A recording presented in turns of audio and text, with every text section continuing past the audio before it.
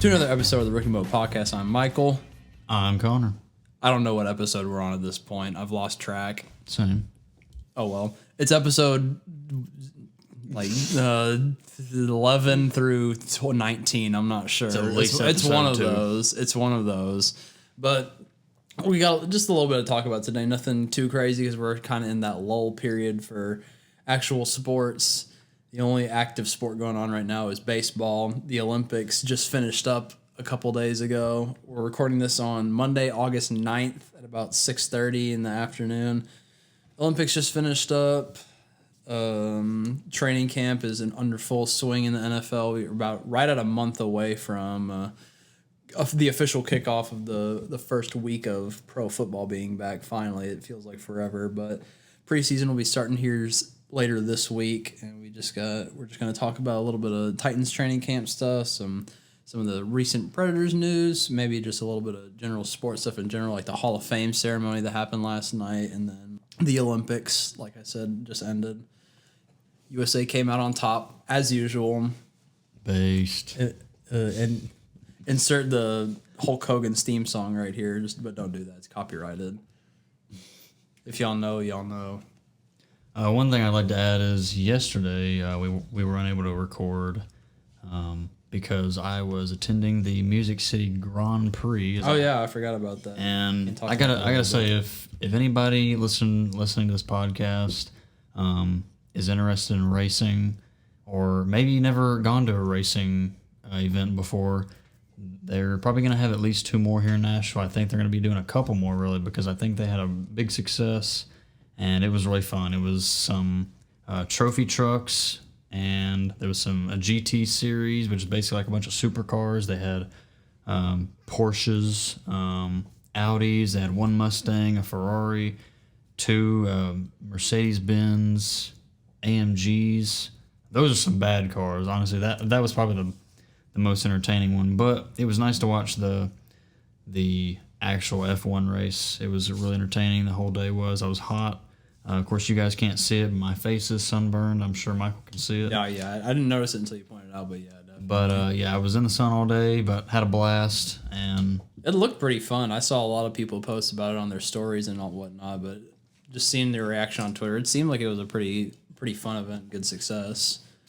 Yeah, so I had a good time, and again, if anybody's interested in racing, or even not, maybe just looking for something to do one weekend next year, like I said, they're going to have one in 2022 and another one in 2023 at the very least, and I do think they're going to do more, so just look forward to that, buy some tickets, have a good time, and also spend a fortune on bottled water, because water was $5. Hey, just like the Opry. I was impressed with how well each of the cars sounded. I mean, I don't spend a lot of time around supercars, but to hear them like go full throttle down a long straightaway just was really cool. And I was really surprised. I did mention the Mercedes-Benz, though they had 3 or 4 of those, and man, I've added one of those to my wish list when I get rich, because those were probably the nicest sounding cars there at the race. But I was seeing a lot of comments after it all ended on Sunday, and a lot of people seemed to be surprised that after the race came to Nashville, they're like, wow, it was a big hit. Music City Grand Prix was great, and they had a big success. It's funny because the NHL All-Star Game came to Nashville. It was a big hit. The whole NHL said, wow, it was a great city to be in. We had a good time in front of the fans. The NFL Draft came to Nashville. The entire NFL was talking about, like, wow, it's a great city, had a good atmosphere, blah, blah. I'm sorry, but I will not take the Nashville slander against this city, because people act surprised that Nashville's a good city. I remember several years ago, people were like, oh, well, Nashville's the biggest up-and-coming, or the number 1 up-and-coming city. Fastest growing. So it's like, I don't understand why people are surprised when big events like these come to Nashville and they do well. I don't really mind the slander personally, just because it might deter some people from coming here, and honestly, that wouldn't be too bad for us here right now, because if Nashville stayed this way, the way it is right now, I'd be completely fine with that, because more people means more traffic, and nobody wants that. So I don't know. It's a double-edged sword, because obviously it's like I love it here. I think we all love it here, but at the same time, we don't want more people here because it's just going to make life even more miserable in terms of like traffic or just overcrowding and just general idea of what happens when more people just start coming to a city. Yeah, I think that's a fair point. I mean, if they're gonna move anywhere though, I mean, people who are moving to Nashville, do you think they're going to pick close to Nashville, or do you think they're gonna pick like Goodlettsville or? I think if people probably stay on the outskirts. I mean, I have no idea, but if I were just to guess, I feel like people would be moving to like downtown Nashville. See, because in my opinion, people who have lived here their whole lives, the people that live here know to move to somewhere like Gallatin. Yeah, like we know Gallatin, Goodlettsville, Hendersonville, Murfreesboro, Smyrna, suburban areas outside of actually downtown. Whereas if I think like cities I don't know, like Atlanta or Louisville or Birmingham, you know, other cities in other states, big cities in other states. I don't know the other cities around it. So I mean, the only city they know is Nashville, and they try to find some place East Nashville or something. And because Nashville technically encompasses such a large area of Middle Tennessee, it's basically the entirety of Davidson County and some of the surrounding counties too. So it's easy for someone out of state just be like, oh, I want to move to Nashville, and then them just see, oh, the entire county is basically Nashville. But TLDR, don't come here.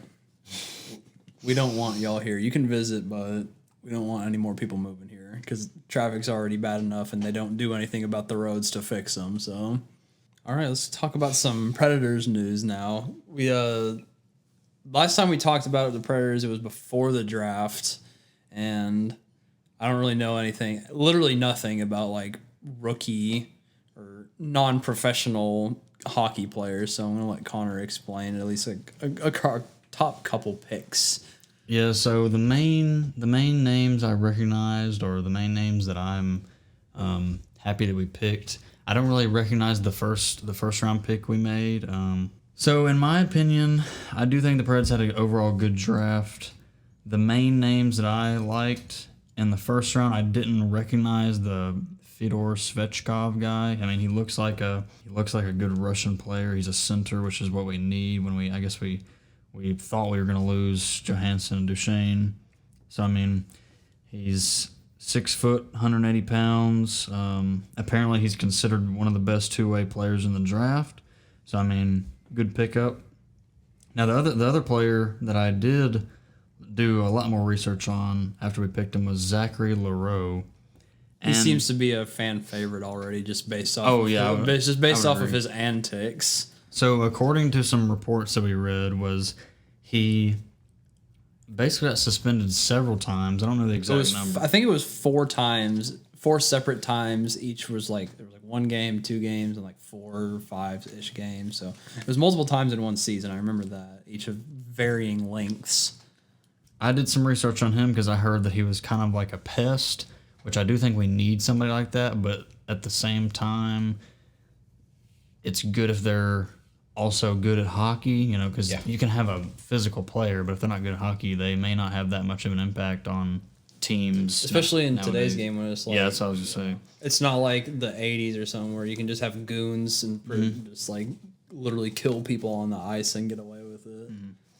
But the biggest thing I like about him is I read an interview or listened to an interview, I can't remember what it was, but there was an interview with him where they asked him, if you had one way to describe yourself, how would it be? And he basically said, well, if you throw a puck in the corner and you take anyone in this draft and send us at that puck, I will come out with that puck every single time. And I thought it's a good answer. I like that. The confidence of this kid, I really like, and I think he's going to be a good player. He looked like a skillful player in the highlights I watched. But if I'm being honest, I didn't really do a lot of research on the other ones because there are a lot of times that hockey teams, like Michael said, he doesn't have a lot of experience with non-professional hockey, you know, when people are getting drafted. And that's just how it is because hockey, I mean, you can draft someone from the Czech Republic that no one in the United States has ever heard of except for the scouts and the team themselves. So it's just, I mean, if I really wanted to dig deep into it, I could. But I mean, there's And even then, if it's like a American college hockey, it's not like that's being broadcast on ESPN every single day like college football is. exactly. So it's hard to do. It's hard to look at these players and go, oh yeah, that was a good pick, or oh that was a bad pick. You could have picked so and so, because whereas football, you draft someone from University of Michigan or University of Miami or something like that. And people go, oh, well, you should have picked this player. He was ranked number 37 in the draft, and you picked a player that was ranked 132 or something like that. Whereas in the NHL, it's so much harder to do that. And you could be picking someone that's literally not on anybody's top 200 list, and people will complain. So, I mean, there's not a lot of ways to do research. Especially when it's like in the NFL, if you're like a higher round pick, you're basically expected to start playing soon. Whereas in the NHL, you could be like the number 1 overall pick, but you could still spend time in the minor leagues or something. Unless you're just like you're literally the second coming of Wayne Gretzky or like Sidney Crosby or Connor McDavid or someone like that. You're probably not going to be You're probably not going to be getting NHL minutes for your first couple years. And it's also a possibility that players that do get drafted, like when we drafted, what's his name? The guy that went to New York. The guy that went to New York after we drafted him, and he went to like Buffalo, and now what's his name? Hold on. I guess one maybe an example of this could be like that Kaprizov dude from the Wild. Like this was his technical like rookie year, right? Because he won the rookie of the year. I don't remember. Was it the Calder Trophy? That's the rookie of the year award, basically. Yeah. He won that this year, but then he was saying it's like, oh, I don't want to play for the Wild anymore, or whatever. Even though he's technically a rookie. Did he say he wanted to go back to Russia or something? Yeah. So what I was trying to say though was, it's possible that you draft a player like when we drafted Jimmy Vesey. And keep in mind, other players that have gotten this award, the Hobby Baker Award, when he was drafted, the same year he got drafted, he won the Hobby Baker Award, which is the best player as voted by a panel, I guess, in college hockey. So a couple people that have been won the Hobby Baker Award, Cole Caulfield, Cale Makar, Jack Eichel, Johnny Gaudreau, just to name a few. Those are pretty big names if you don't know. And Jimmy Vesey, when we drafted him, he won that. He was from Harvard, and after we drafted him, he technically could have joined the team, but we didn't actually sign him because he said he wanted to play at Harvard for a couple more years. I think he may have been, I guess he was a freshman then, and he played until I think his senior year, and told us that basically, because I think you only have 3 years after you draft someone to actually sign them, and then once those 3 years are up, your rights to them are gone. Mm-hmm. So we draft them in 2016, and then 2019 comes up. You either sign them or you lose them. And when we wanted to sign them, he's like, "No, I want to go to a bigger market team." We trade him to Buffalo to get something, and Buffalo should have known that when they said a bigger market team, that he didn't mean Buffalo, New York. And sure enough, we traded him for like a 3rd round pick or something, not high value. I don't think it was a 3rd, but it was something a little bit worse than that. And he said, "Yeah, I'm not signing you. I told you guys I want to go to bigger market team." And he got traded again to New York Rangers, and he signed with them and hasn't really done all that much. So my point is, you could draft players that don't really play for your team for 2-3 years and aren't even under contract on your team for 2 to 3 years. And then on that 3rd year, when you want to go sign them, "Oh, actually, I changed my mind. I don't want to be on your team anymore." So it's really tough to make a prediction.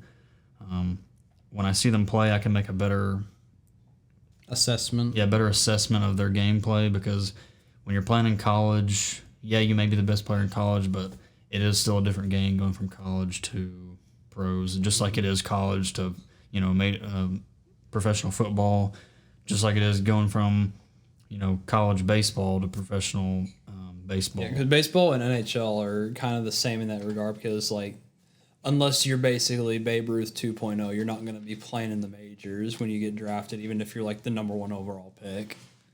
They spend a lot of time in the minor leagues in the farm system just to make sure they can actually play well.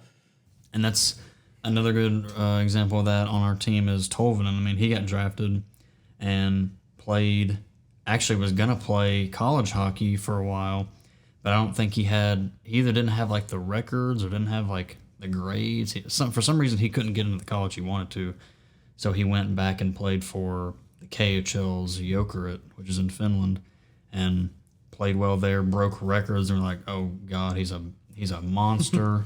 And going to the KHL is a bigger rink. It's bigger ice rink, and you come back to North American hockey and it's a smaller rink, and you have to adjust to that. So there's so many different factors, and I wish I could be a better examiner, but it's just not my full-time job. So yeah, that Jimmy VC thing, that's like something like that just never would fly in the NFL, which is why it's just kind of foreign to me. Because if someone tried to do that and like not play for X amount of years, but it's like, oh, I want to get traded, it's just like, no, you're literally just gonna get cut, and no one's gonna pick you up because everyone sees that you're just a whiny little baby. Well, like who is like say we drafted Christian Fulton, and we have that 3 years to sign him.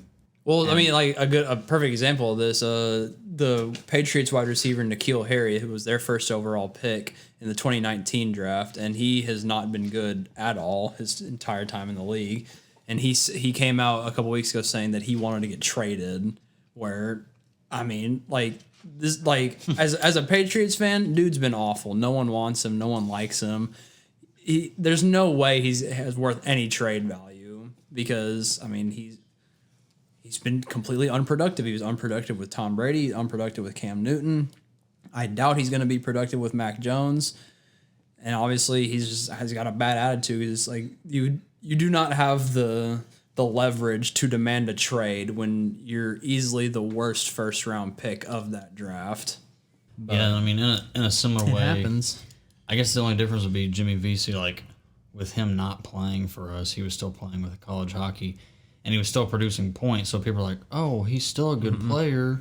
He's still a good player. He won the Hobby Baker. He just hasn't played." Yeah, you can't just go back to college once you get drafted in the NFL too. So, and it's just he got traded to Buffalo, then traded to New York Rangers, and really hasn't done all that much. I think we still boo him to this day. I mean, good. I think it's a terrible way for.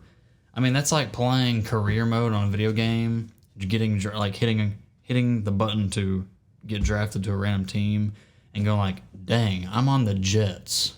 I want to get traded," and it's like, no. It's just like just because you want to be on a better team, or just restarting the whole thing to get. Just starting a new save. It's sad. I don't think it's not very professional, but whatever. He's producing barely any points, so I couldn't really care. Only thing that we lost out of that was the draft pick, and then we got a third round pick back from Buffalo. So it's not like it was. Oh yeah, I'll look up the trade. Really, what position was he drafted? Was he like a third round pick or a fourth round pick or something? I think it was It might have been a first round. Ugh. Yeah, that's unfortunate, but I mean, stuff like that happens. Worse in the third round. I'm sorry, he was drafted. So he was a third round pick. Oh, so we got a third. So we basically lost nothing. Well, I'm gonna look up, make sure. Okay. Well, either way, it's not like it was a massive loss like Isaiah Wilson was for the Titans. So yeah, we actually did get a third round pick. So we drafted Jimmy VC and traded away. Which I do think it was a fair trade because I guess in Buffalo's eyes, they're like, well, you're not really giving us a signed player, so we'll give you his exact worth as of now. And I'm not sure if that's the way they did it or that's the reasoning for it, but it seemed like a fair trade, and I don't know what we got out of it. Yeah, that's basically at least the couple important players that we drafted. Obviously, like, I barely know who the first round pick was, let alone someone we drafted in like the 5th or 6th round. So even the most diehard Predators fans are barely going to know who some of these guys are just because obviously like Connor said, the only people that have any access to the players that we draft are professional scouts. And that's about it. Unless there's a Predators fan in freaking, I don't know, the Czech Republic that just happens to follow the Predators team and follows the Czech league. And it's just like, oh, that's who they drafted. That's cool. I know who that is. which is very unlikely. But crazier things have happened. I think that's all. Really, that's all the news we have for Preds. I mean, other than the draft, like I said, I don't really. It is. We extended Granlund. I think that's the other. Yeah, we signed Granlund. We signed a couple players. 4 years, $5 million. Fabra, I believe we signed. Yeah, for 2 years, $2.4 million. We signed Tanner Jeannot as well. I think for just like a 1 year deal. It was either 1 or 2 years. Basically, re-signed a bunch of like bottom 6 guys, except for Granlund. But I do think, I mean, they're big key pieces. Yeah, for sure. Good parts for the future, which is what we needed to. We got like this whole offseason basically has been reducing the cap hit and then re-signing important role players to team friendly deals, and that's basically all we've done so far. Which is, I mean, I can't blame Poyle for doing what he has to do. All right, well, we're gonna talk about some Titans training camp stuff so far. I think this is day 10, I believe, of the Titans mini camp. I wish I could have gone to literally any of the practices. I went to the last one that I went to. I think it was 2 years ago. It was the season before Corona. It was when the Patriots came to practice with the Titans back when Tom Brady was still there, and I remember going to St. Thomas Sports Park or whatever it's called, and watching the Titans and Patriots joint practice, and then going to that preseason game a couple days later. That was really fun.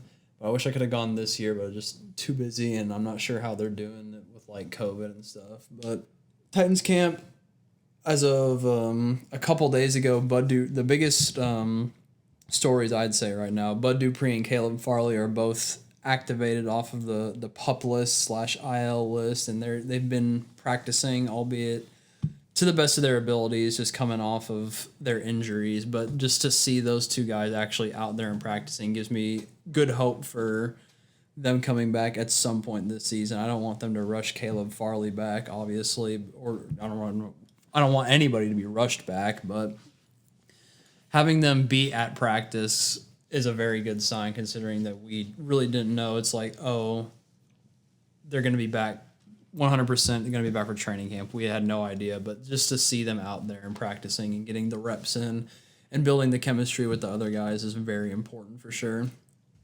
So I think a lot of people may be wondering how has the chemistry been between Julio and AJ? Has there been any I guess reps or practices that they're doing routes together, or has there already been any? Well, I saw like a few days ago Julio went down with like a little bit of an injury after he caught a pass in the end zone, and he hasn't really been back to practice since then. But I mean, no, it's not really that big of a deal just because of his veteran status. He knows what he's doing. He's obviously one of the greatest wide receivers of all time, so he can afford to not practice if it means not getting injured, which I would prefer. And that's why Henry hasn't really been getting many reps either, because it's just like we all know that he's the best player on the team. He really does not need to be practicing that much.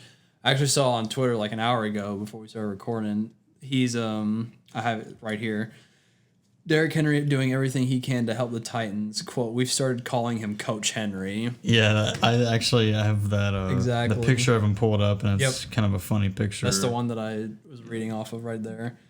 Yeah, that was from the Titans Twitter page too, so obviously I don't know exactly what he's doing to help coach them, but I'm sure that it's definitely working. It's definitely going to be beneficial to the success moving forward. And I don't think that we should be concerned about the fact that like someone like him or AJ or Lawan or Julio are just sitting out days, because obviously they're the stars of the team. They don't really need the practice, and especially in a year like this, just still going to be a semi weird year due to COVID and stuff, but no need for them to get hurt in a meaningless practice when we're going to need them down the road here very soon, because I think the season starts exactly in a month. So when you tweeted the other day about you putting $5 on the Cowboys, and then you said I hate $20. So What happened? Well, so for those that didn't see the tweet, the Hall of Fame game was last Thursday, and I put $20 on the Cowboys to cover the spread at +2.5, and then they lost 16-3. So they lost me $20, and the Cowboys are even more dead to me than they already were. But yeah, that's what I get for putting money on the Hall of Fame game, honestly. I should have known better, but, it happens. We all make mistakes in the heat of passion. I wonder who that quote is from. Please tell us. The Hugh Neutron, the boy, the man, the myth, the legend. But yeah, I put $20 on the Hall of Fame game, and I probably shouldn't have. Not that I can't afford to, but I mean, who gambles on the Hall of Fame game? Apparently, this guy. You did. Stupid. I was gonna say apparently you. Yeah, I'm sure a bunch of people did. If the Cowboys had lost by less than 3 points, I would have been fine with it because it would have made me $41. But no. So what did you bet for them to do? Cover the spread, which means so the spread for them was +2.5. So that means if they had just won outright or they lost by less than 3 points, that would have been a winning bet. Okay. So because +2.5, as long as it's if they had lost 16-14, then I would have won that money. That's just another way of betting. It's you can bet the over of the game, the combined over is 40.5 points. So if there's at least 41 total points scored and you bet the over, that means you win that bet. Or you can just bet straight up I think the Cowboys are going to win or I think the Steelers are going to win. And the odds just depend on what kind of bet you make. And the odds for the Cowboys covering the spread were better than them just winning outright. So that's why I wanted to do that. But what ended up being the score? 16-3. And who won? The Steelers. Yeah. So in the Hall of Fame game is their it's like an extra preseason game basically. It happens before the Hall of Fame induction ceremony every year. But it's their actual team, or is it alumni? No, if it was alumni, there'd no way. But I mean, I would love to see freaking Troy Aikman and Emmitt Smith go out against Terry Bradshaw and Lynn Swann, though. That would be really funny. But the NHL has alumni games before the Winter Classic or the it's basically just another preseason game. It would be funny if they did two-touch or flag football with all the old legends. That would actually be funny. That would be entertaining to watch. Just hire me in NFL. Yeah, that would be really funny to watch. The old 70s Steelers teams go. They're jogging on the field and yeah, exactly. That would be honestly pretty funny. Oh, but I mean, someone would break a hip or something. Lawrence Taylor goes out and they're someone would break a hip or get seriously injured. So I think that's why they're not doing it. Mm. But yeah, Hall of Fame game, just another preseason game. But it's the official start of the NFL season, just because it's the first game every single year. But yeah, anyway, I'm gonna do a little prediction as to who the starting 22 is gonna be for the Titans. So the starting 11 on offense, starting 11 on defense, and who I think, just based on training camp stuff and health wise, who I think is gonna be in each of the starting roles. So I'm gonna start off with the offense, and basically, I mean, every position is pretty much locked down except for maybe one, maybe a second one. But that's running back. I mean, yeah, Corey Davis, of course. Yeah, he's coming back. He's gonna be signed again. He's in the Patriots, right? Jets. Oh, Jets. Another AFC. Was he on the Patriots at some point? No. I could have sworn he was. No. Maybe I'm thinking of somebody else. I don't know. Anyway, but yeah, so the starting offense for the Tennessee Titans and start for the first game of the 2021 season, you're just gonna start off pretty easy. Quarterback, it's obviously gonna be Ryan Tannehill. I'm not gonna explain most of these picks because I think everyone knows. But I mean, running back, I don't even need to say it. Wide receivers, AJ, Julio, and I think our third starting wide receiver is going to be Josh Reynolds. He's been hurt the past few days in practice, but he did come back, I think, either yesterday or the day before. So I think that he's going to be the starting wide receiver.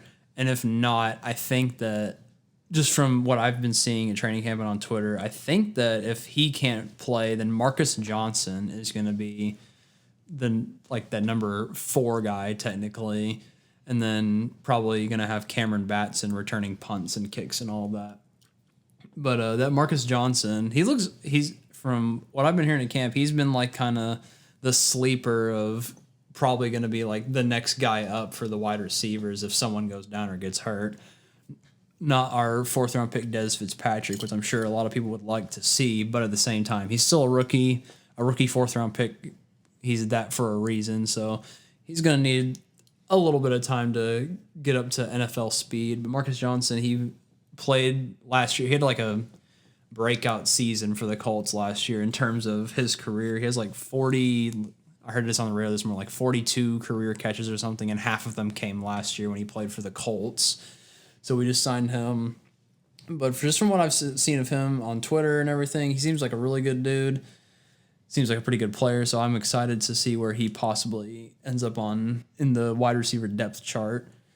As for starting tight end, Anthony Ferkser, I don't think we're going to, at this point, I know a lot of people wanted us to possibly go get Zach Ertz, but I don't see that happening, barring we can trade a bag of potato chips for him.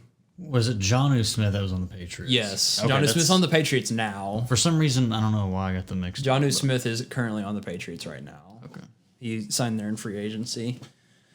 But for the starting offensive line, left tackle, Taylor Lewan, left guard, Roger Saffold, center, Ben Jones, right guard, Nate Davis. And the only real question about who's going to be starting for the offensive line is right tackle position. It's between, in my opinion, David Questenberry, who backed up Taylor Lewan last year after he got hurt and played really well, but then he got hurt too. And then after that, him is going to be Kendall Lamb, who we signed from the Browns this offseason. I know a lot of people are probably wanting Dylan Radins to play right tackle, but just from all I've been hearing, it seems they've been working him out as a guard more. So they might slot him in at the guard position because, like, Roger Saffold's getting pretty freaking old at this point. It's like 34, I think. I'll have to check that real quick. But yeah, Roger Saffold's getting old. So I think that might be a little succession plan just in case. Yeah, Roger Saffold's 33. He turned 33 last month. If Dylan Radins doesn't work out at right tackle, then they're just going to probably slot him in at left guard eventually because Nate Davis is an up-and-coming, like, all-pro level type of right guard. So, but as for Sambrailo or Kendall Lamb, I think that Sambrailo is going to be, he's going to win the starting job just because of the job that he did last year at left tackle for Taylor Lewan, and the fact that he's just been in the system longer than Kendall Lamb is. But Kendall Lamb is not a bad backup right tackle. You can never have too much depth at offensive line. We learned that last year after we had so many injuries once it got to the end of the season, we were just getting dominated by that Ravens pass rush in the playoff game. Yeah, that's the offense. Not really many question marks there except for maybe a third wide receiver just in case Josh Reynolds gets hurt. And then at right tackle, just because we don't really have a absolutely solidified position there. Defense is a little bit more complicated, not as bad, but I think for just pure defensive linemen, obviously Jeffrey Simmons is probably going to anchor the middle at the nose tackle position. Then you're going to have Danico Autry, who we signed this past offseason. It's a pretty safe bet just for the second defensive lineman position. And then number 3, also this is going to depend on like the scheme, like as a 3-4, 4-3, 5-2, blah blah blah.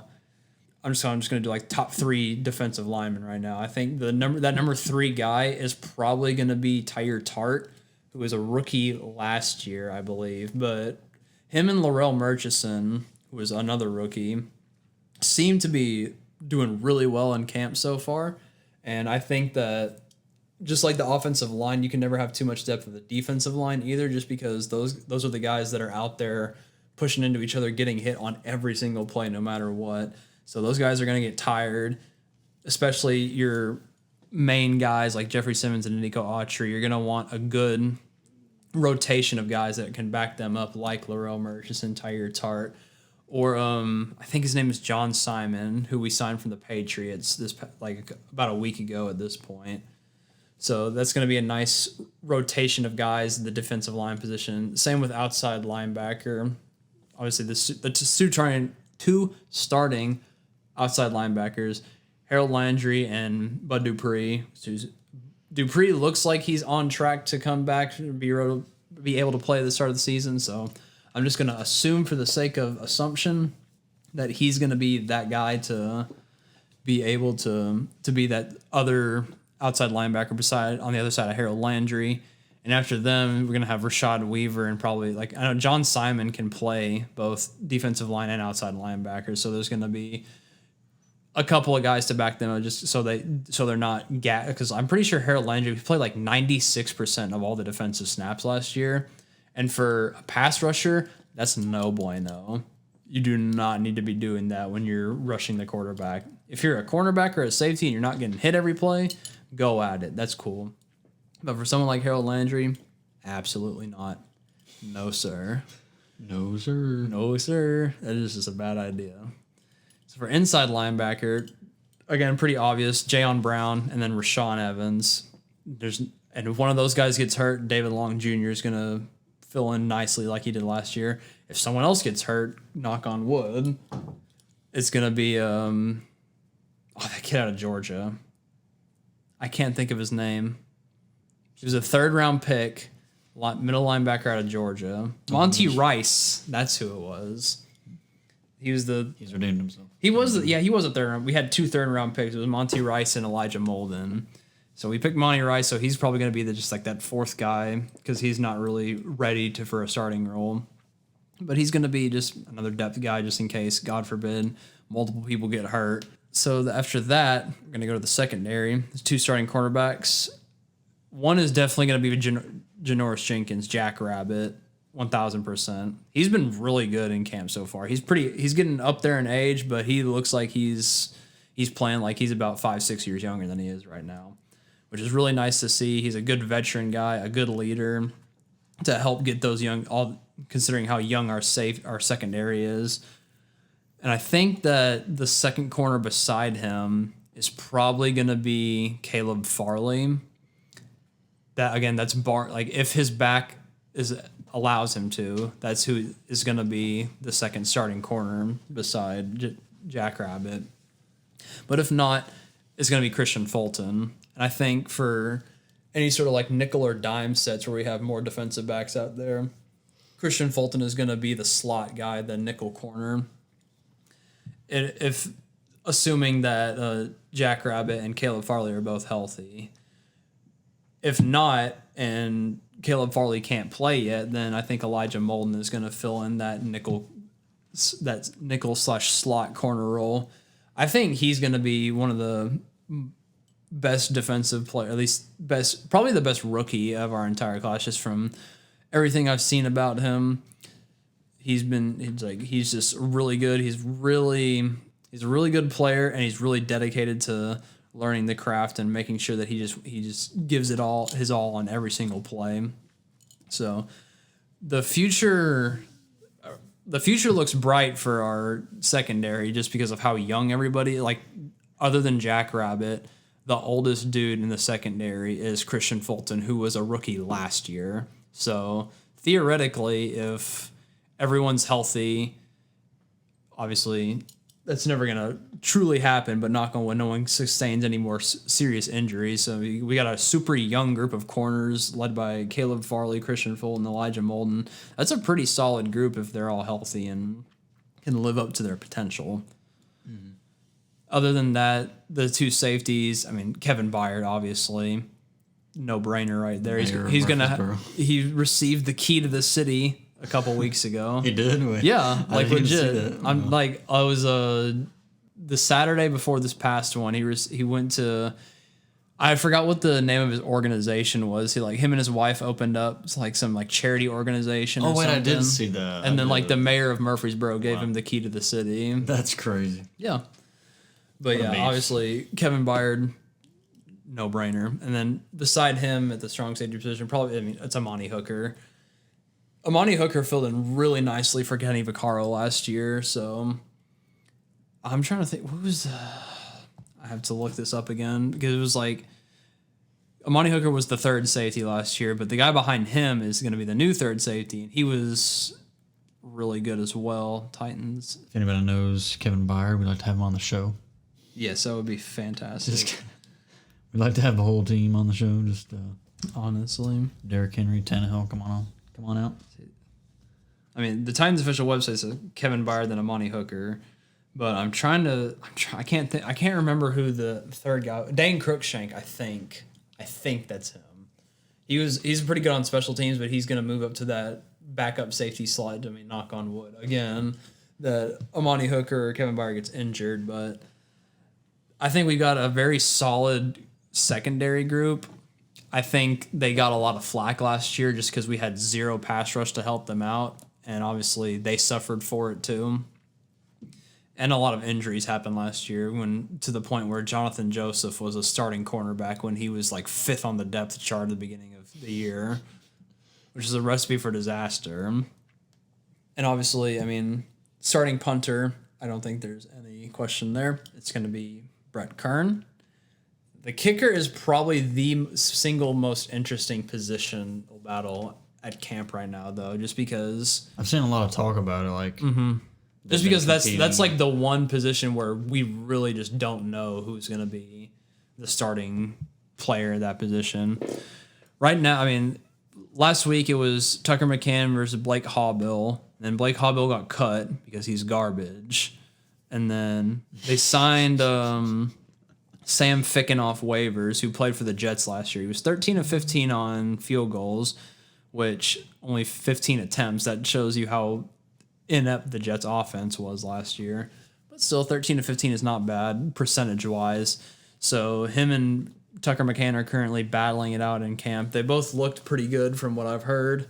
They've both been hitting kicks more consistently as camp goes on, but I think that they want Tucker McCann to win the job just because he's younger and he's going to hopefully be around for longer. But if neither of them is good enough to get the starting job, I think that John Robinson is just going to get on the phone with Steven Gostkowski like a week before the game against Arizona, just be like, "Hey, we're going to need you again," and just like be like, "Yeah, here's your contract. It's like $1.5 million to come kick for us. Please come back." And honestly, I mean, like, I don't know enough about Ficken or McCann to be like, oh, I want this guy to win. I just want someone who can put the ball through the big yellow forky thing in the back of the end zone. Oh. Just anybody who can do that consistently. Not even like, well, I want it to be consistent, but just not to the point where... Cause every time they do it, you kind of have to hold your breath. Well, I remember watching the Broncos game last year. It was this doubleheader, the second game of the doubleheader Monday Night Football. It didn't start till like freaking 9:30, and then I watched it until about midnight when I really shouldn't. I should have gone to bed at that point because I had to work the next morning. But it was just like it's the first game of the season. I had to stay up and watch it. I just remember freaking Steven Gostkowski missed 3 kicks that game, and then it was for the game winner. We were down 14-13. It was like a 27-yard kick, and that I saw him line up to go. I turned around, I closed my eyes, and I just listened to the TV, and I just prayed that he hit the kick. And I heard that it went through. I just fell down to my knees and was just like, "Oh, it happened! They actually won. He actually hit a kick." But we don't need that again. My heart cannot take any more kicking woes. And I mean, my heart. After that, Gostkowski hit basically every kick except for the one against the Steelers that would have tied the game and sent it to overtime. But those first 3 at Denver and then the one against the Steelers, other than that, Gostkowski was pretty good for the rest of the year. But I don't want to say I just don't want the stress of the kicking game coming back to haunt us again. Yeah, that's about it for Titans stuff. Hopefully have more content for Titans and Predators soon once the season starts. Is the Predator season is starting in October, right? They want to start the NHL. Yeah, they're wanting to start at a normal time, the same time like before COVID hit. So yeah, it's gonna be preseason starts in October and then start all over again. But we never know with COVID and all, because I genuinely think they're probably gonna go back to some kind of like socially distanced games type thing. And there's after this whole Delta thing has come out, I don't think there's any way that we come back to full. Who knows?